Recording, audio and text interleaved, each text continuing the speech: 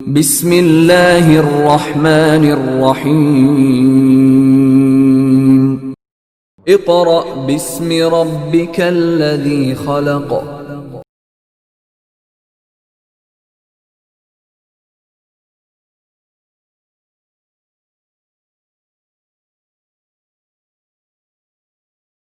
اعوذ باللہ من الشیطان الرجیم بسم اللہ الرحمن الرحیم۔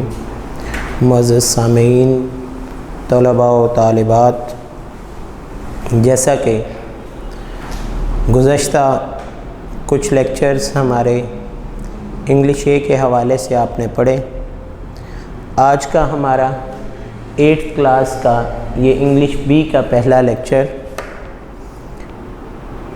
کیونکہ انگلش بھی بیٹا چند الگ الگ چیزوں پر مشتمل ہوتی ہے، جس میں آپ کے ایسیز آتے ہیں، سٹوریز آتی ہیں، لیٹرز ہوتے ہیں، پیر آف ورڈز ہیں، ایکٹیو پیسیو، گرامر کی دوسری چیزیں۔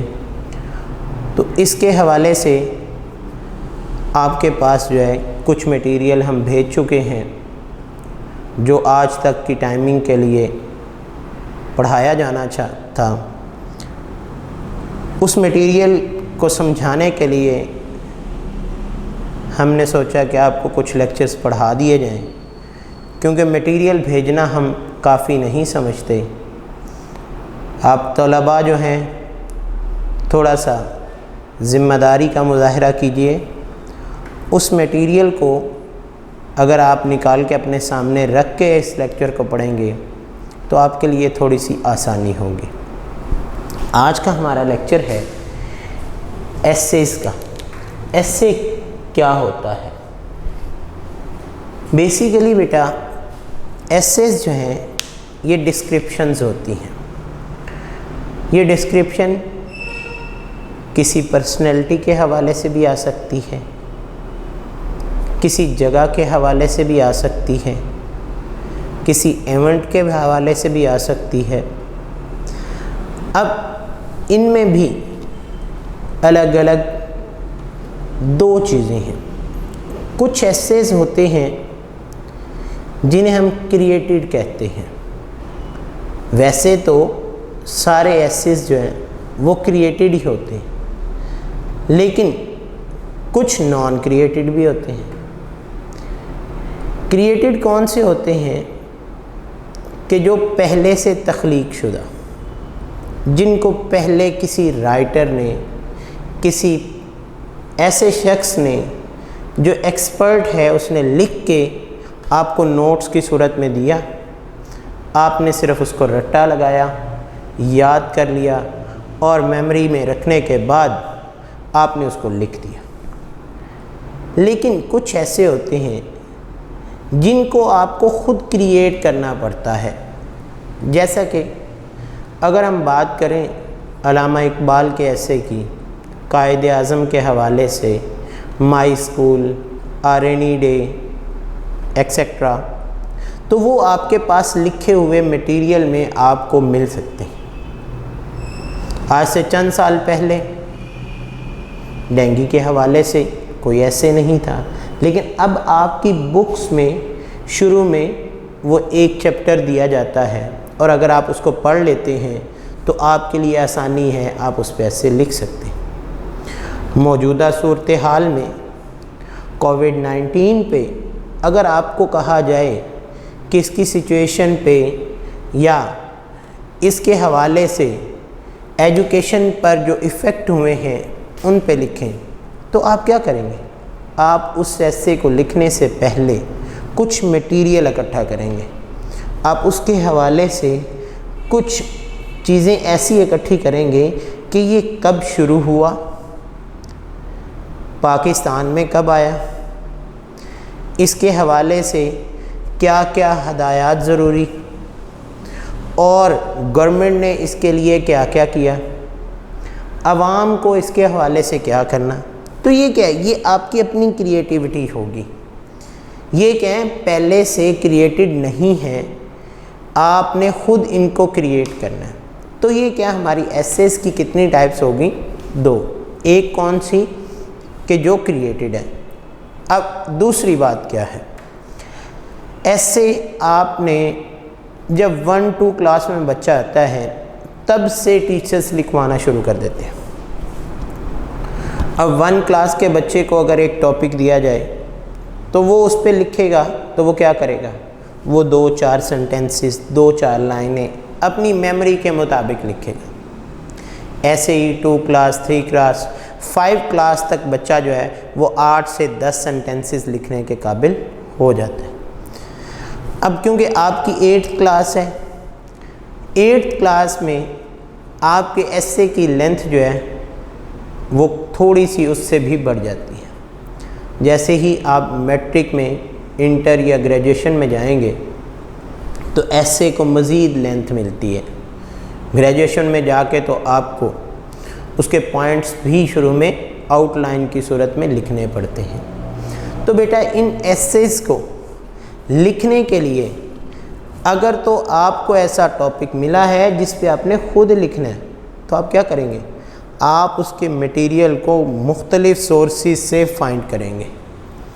اور اگر آپ ڈیفرنٹ سورسز کو یوز کر کے، جیسے کہ آج کل آپ کے پاس سب سے آسان ذریعہ نیٹ ہے، یا آپ کی نیوز ہیں، یا اس سے ریلیٹڈ بکس ہیں، ان کا استعمال کرتے ہوئے آپ چیزوں کو فائنڈ کرتے ہیں، پھر ان کو آپ کیا کرتے ہیں، ارینج کرتے ہیں، ان کی ترتیب بناتے ہیں۔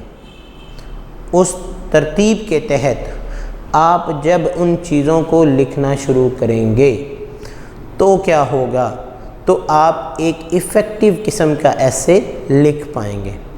لیکن اگر آپ ایفیکٹو قسم کا ایسے نہیں لکھ پاتے تو جیسے ہی آپ اپنی وہ کریٹیو رائٹنگ جو ہے اپنے ٹیچر کے پاس لے کے جائیں یا اپنے کسی سینئر کے پاس لے کے جائیں تو کیا ہوگا، وہ اس میں سے کئی قسم کی مسٹیکس نکال کے آپ کو دے گا، اور آپ کے لیے کیا ہوگا کہ وہ سمجھنے کی حد تک بہت بہتر ہوگا۔ ایسے ہی بیٹا جب آپ کوئی بھی چیز پڑھتے ہیں اس کے بعد اس کو یاد کرنے کے بعد اگر آپ ریٹن ورک کی صورت میں لکھ کر اپنے اساتذہ کو چیک کروائیں تو آپ کی جو مسٹیکس نکلتی ہیں وہ آپ کے لیے سب سے امپورٹنٹ بات ہے کہ آپ کو سیکھنے میں مدد دیتی ہیں۔ اگر آپ ان پہ توجہ نہیں دیں گے تو کیا ہوگا، آپ نیکسٹ ٹائم بھی جب کریٹیو رائٹنگ کریں گے تو اس میں آپ وہی مسٹیک دہرائیں گے۔ وہ چاہے آپ 100 دفعہ بھی کریٹیو رائٹنگ کر لیں تو اس میں امپروومنٹ نہیں آنے والی، جبکہ اگر آپ ایک چیز کو سمجھتے ہیں، اس کا میٹیریل اکٹھا کرتے ہیں، اس کے بعد اس کو ریٹن فارم میں لاتے ہیں، اور ریٹن فارم میں لانے کے بعد جب آپ اس کو ڈسکرائب کرتے ہیں تو آپ کے مینٹل لیول کے مطابق تو بہت اچھا ہوتا ہے، لیکن آپ اپنے سے سینئر ایکسپرٹس یا ٹیچرز کو جب چیک کرواتے ہیں تو وہ اس میں سے کئی قسم کی مسٹیکس نکالتے ہیں، تو آپ نیکسٹ ٹائم جب رائٹنگ کرتے ہیں تو وہ مسٹیکس آپ نہیں کرتے۔ اس لیے بیٹا ایسے پڑھانے سے پہلے میں نے آپ کو چند چیزیں سمجھائیں کہ ایسے کیا ہوتا ہے۔ ڈسکرپشن ہے ٹاپک کے بارے میں، کسی ایونٹ کے بارے میں، کسی پرسنالٹی کے بارے میں، یا کسی جگہ کے بارے میں۔ جیسا کہ اگر آپ کو میں مثال دیتا ہوں کہ آپ جو ہے اپنے گھر سے لے کر اسکول تک جو روڈ ہے اس پہ ہی ایسے لکھیں تو کیا ہے، آپ اس کے بارے میں پوری جانکاری رکھیں گے، آپ انفارمیشن اکٹھی کریں گے کہ یہ روڈ کا نام کیا ہے، یہ روڈ میرے گھر سے شروع ہوتی ہے تو کیا یہ پختہ ہے یا ٹوٹی پھوٹی ہے، اس کے بوتھ سائڈز کیا کیا چیزیں موجود ہیں، کوئی گورنمنٹ کا ادارہ ہے نہیں ہے، کوئی پرائیویٹ ادارہ ہے، کوئی سکول ہے، یا کوئی اور شاپس ہیں، کوئی مارکیٹ ہے۔ آپ ان ساری چیزوں کو ایکسپلین کرتے ہوئے اس کے اینڈنگ پوائنٹ تک پہنچ جائیں گے۔ لیکن کیا ہے کہ آپ کو آرڈرز میں لکھنا ضروری ہے، اس کی ترتیب میں لکھنا اس کو ضروری ہے، جس سے کیا ہوگا، ایک ایفیکٹو ایسے بنے گا۔ اسی طرح رینی سیزن، گزشتہ ڈے بارش ہوئی ہے، آپ نے اس کو انجوائے کیا ہوگا، اور وہ بارش کو انجوائے کرنا کیا ہے، آپ اس کے حوالے سے اپنے خیالات کا اظہار کرتے ہیں تو وہ کیا بن جائے گا، وہ ایک ایسے آپ نے اس کی وضاحت کی ہے اور پورے انداز سے کی ہے۔ اسی طرح آج جو ہم ایسے پڑھنے لگے ہیں وہ ایسے کون سا ہے؟ My school.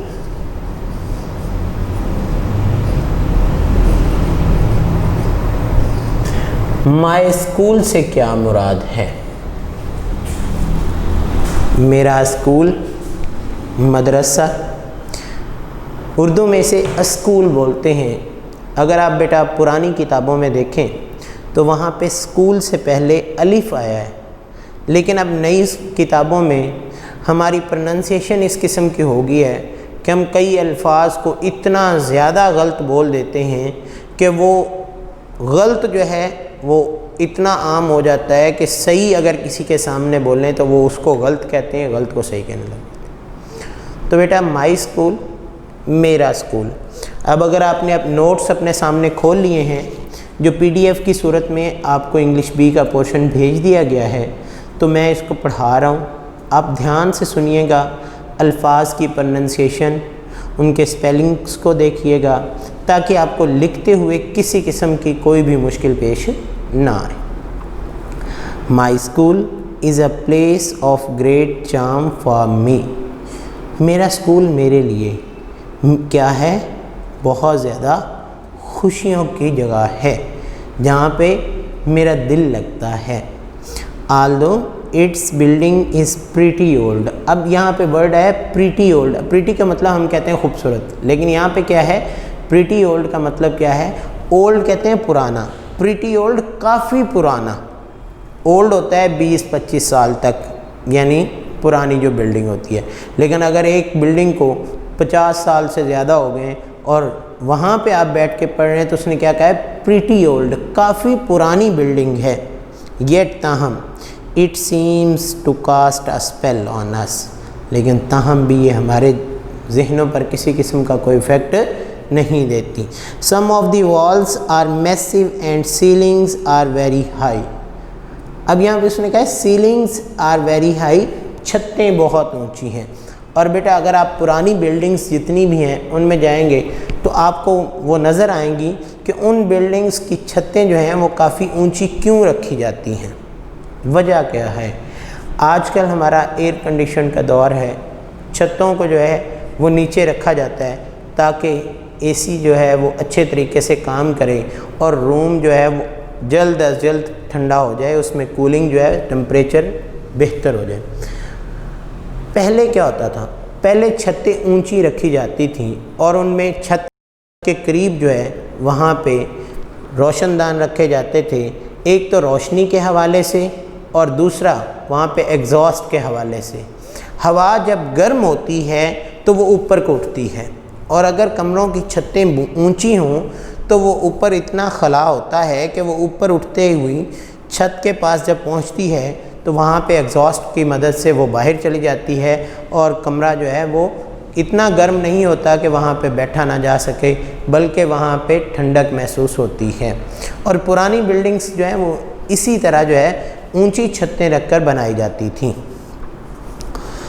ایون دا کروول سمر، یہاں تک کہ ظالم موسم گرما، fails to make our classrooms hot and humid. یہ کیا ہے کہ موسم گرما بھی ہماری کلاسز کو گرم کرنے میں اور اس میں نمی کے تناسب کو بڑھانے میں ناکام ہو جاتا ہے۔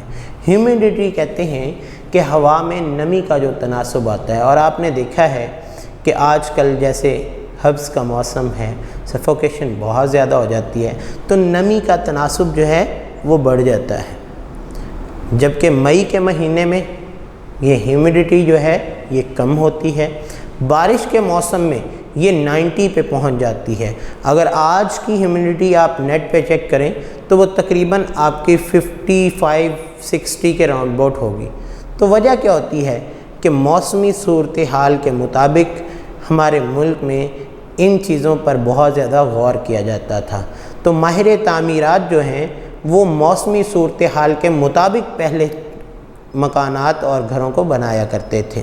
اس طرح بلڈنگز بھی اسی لحاظ سے بنتی تھیں کہ ایک کلاس روم کتنا بڑا ہونا چاہیے، اس کی ویڈتھ اور لینتھ کتنی ہونی چاہیے، اس کی چھت کتنی اونچی ہونی چاہیے. اب دیکھیں کلاس روم میں اگر 50 یا 80 اسٹوڈنٹس بیٹھنے کی گنجائش ہے تو ڈیفینیٹلی وہ 80 اسٹوڈنٹس بیٹھیں گے تو وہاں پہ وہ سانس بھی لیں گے، اس میں جو ہے وہ حبس بھی بن سکتی ہے، اس کمرے میں گرمی بھی بڑھ سکتی ہے.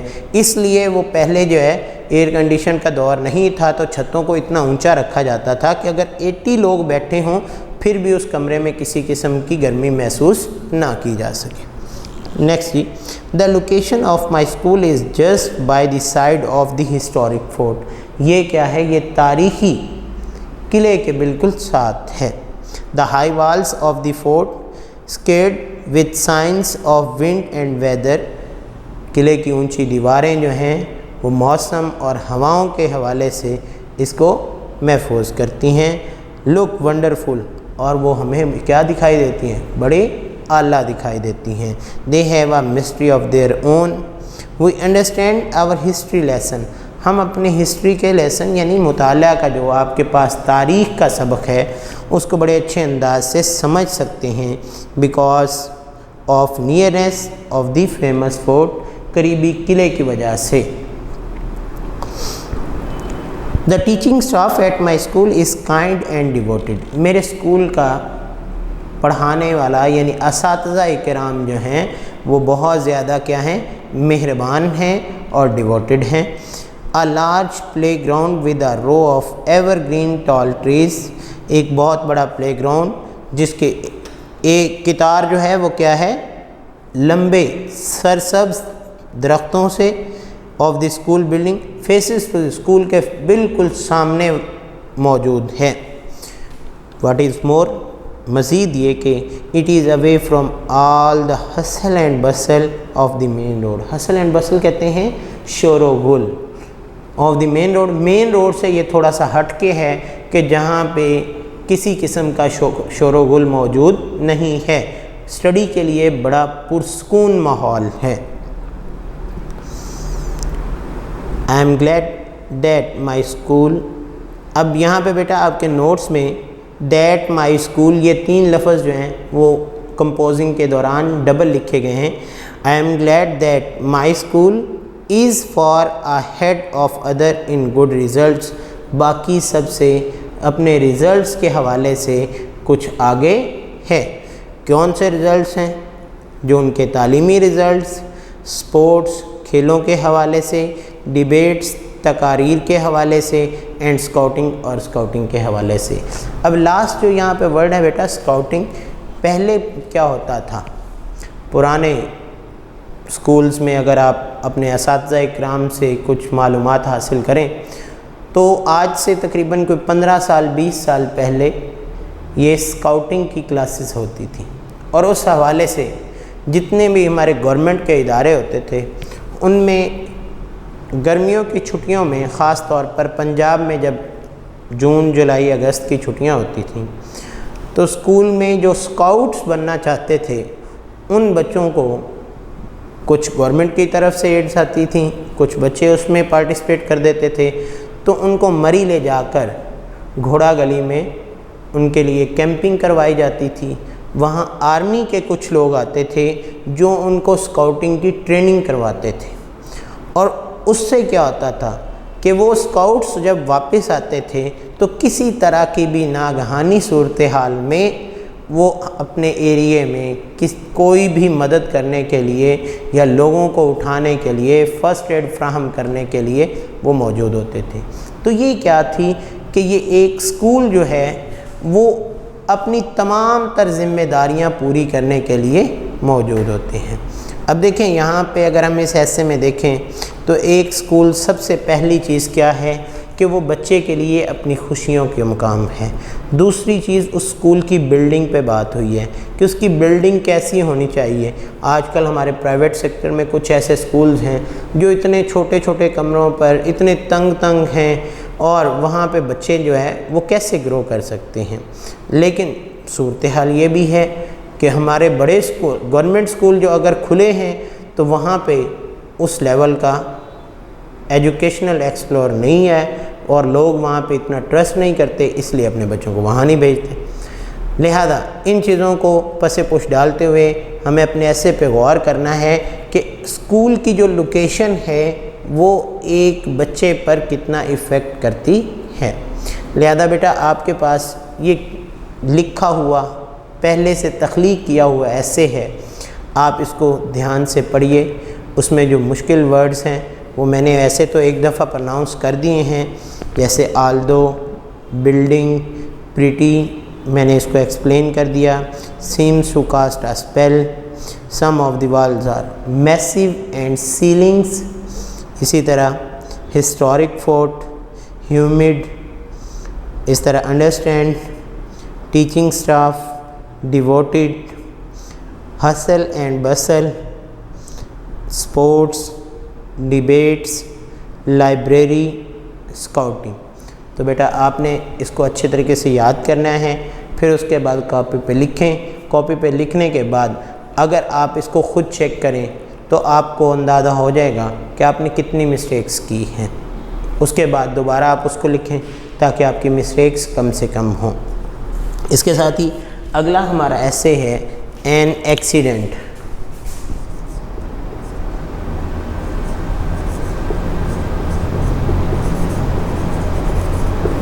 این ایکسیڈنٹ ایک حادثہ۔ حادثہ کس کو کہتے ہیں؟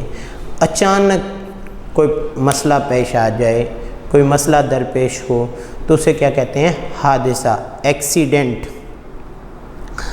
اس کو بھی بیٹا میں پڑھا رہا ہوں۔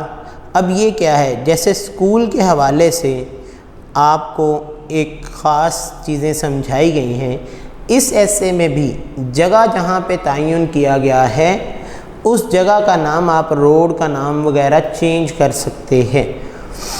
جیسا کہ پہلی لائن میں The other day I witnessed an accident on the Lahore Rajwa road.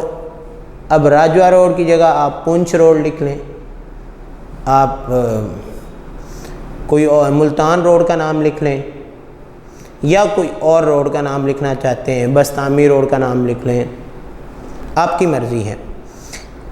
It was a very sad spectacle، یہ بڑا افسوسناک واقعہ تھا۔ کیا ہے؟ spectacle۔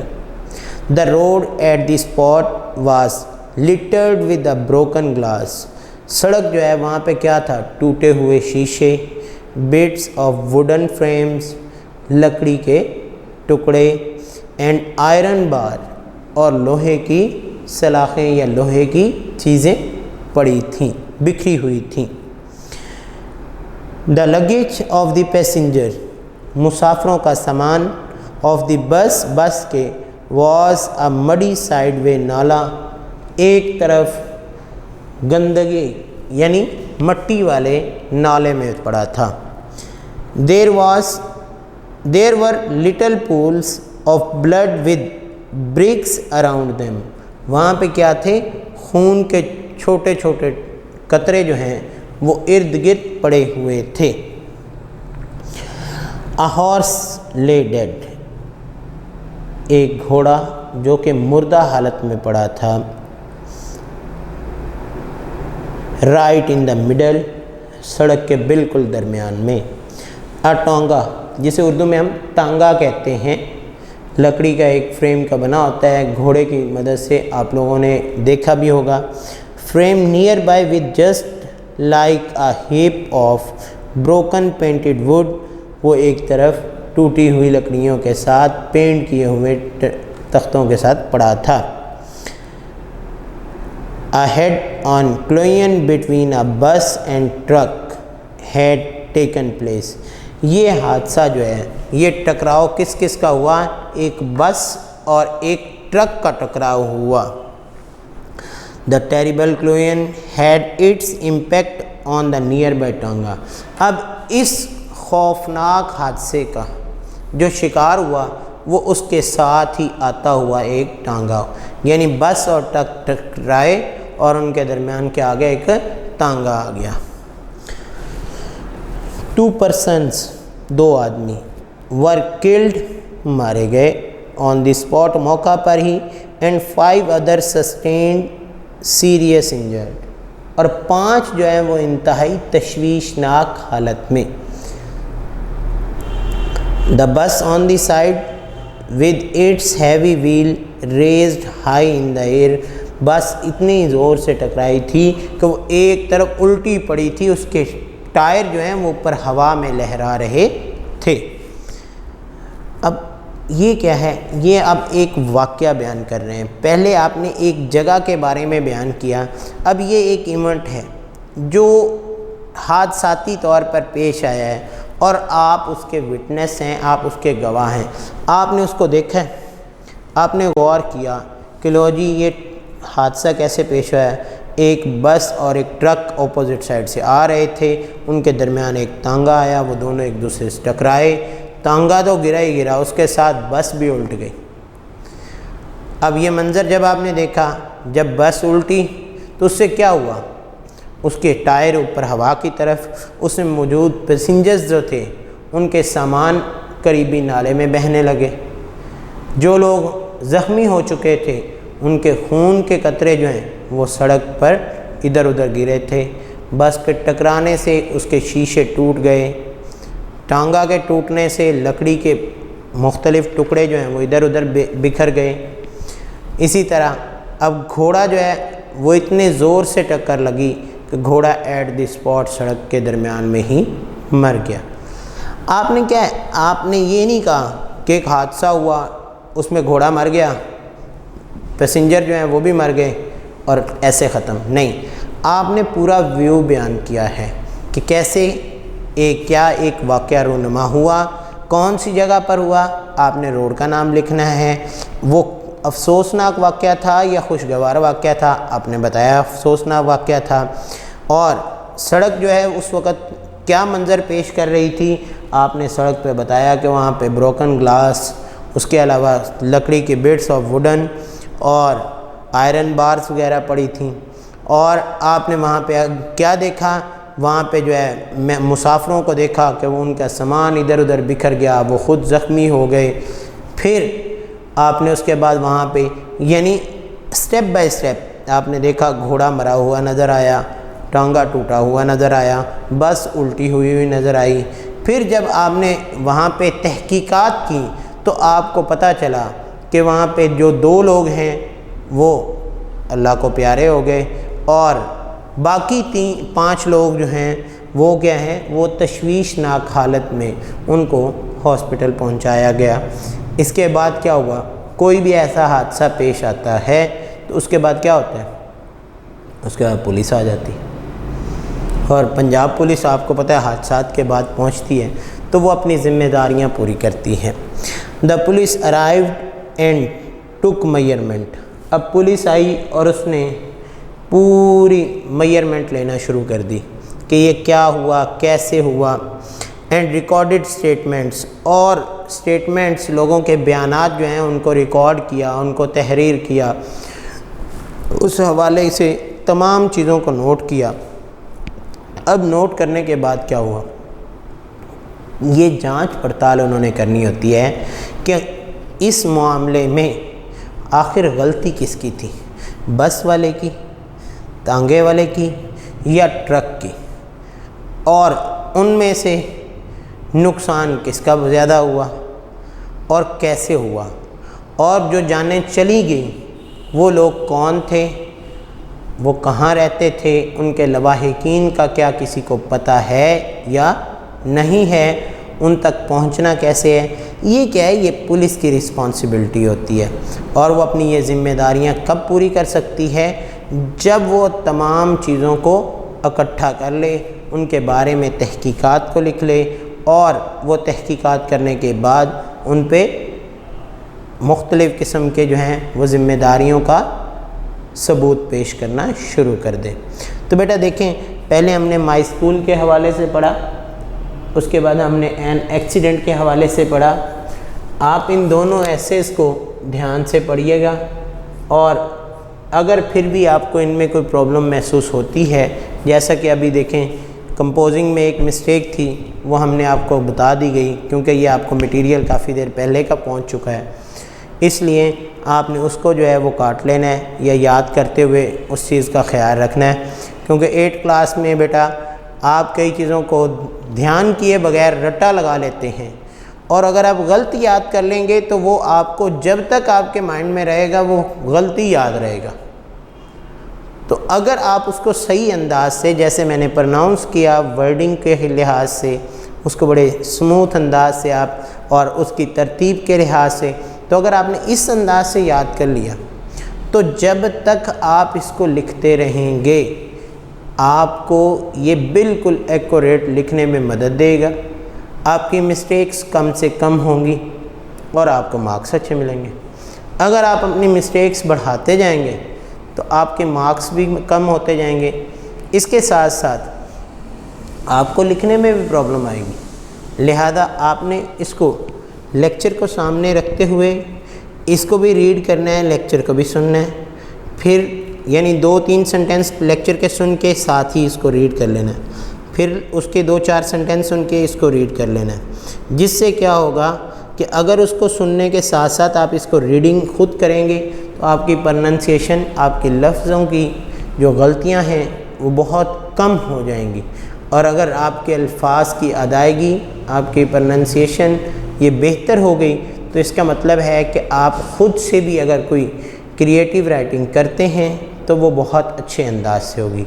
لہذا آپ کو بیٹا یہ 2-3 لیکچرز ہیں وہ انگلش بی کے حوالے سے ہی ملیں گے، جیسے آج میں نے ایسے کا تعارف کروایا آپ کو کہ ایسے کیا ہوتے ہیں اور ان کی کتنی ٹائپس ہوتی ہیں، پھر یہ کس کس کی ڈسکرپشن ہے، اس کے علاوہ یہ کریٹیو ہیں یا نان کریٹیو ہیں، ان ساری چیزوں کو مد نظر رکھتے ہوئے آپ نے ان کو یاد کرنا ہے، اور امید کرتا ہوں کہ آپ ان کو دھیان سے پڑھیں گے تو اللہ تعالی ہمارے علم میں اضافہ فرمائیں گے۔ آج کے لیے یہ 2 ایسے ہیں، کل انشاءاللہ ہم سٹوریز کے بارے میں پڑھیں گے، پھر لیٹرز کے، اور پھر دوبارہ ہم ایسیز کی طرف آئیں گے۔ لہذا آج کے لیے اجازت چاہتا ہوں، اللہ حافظ۔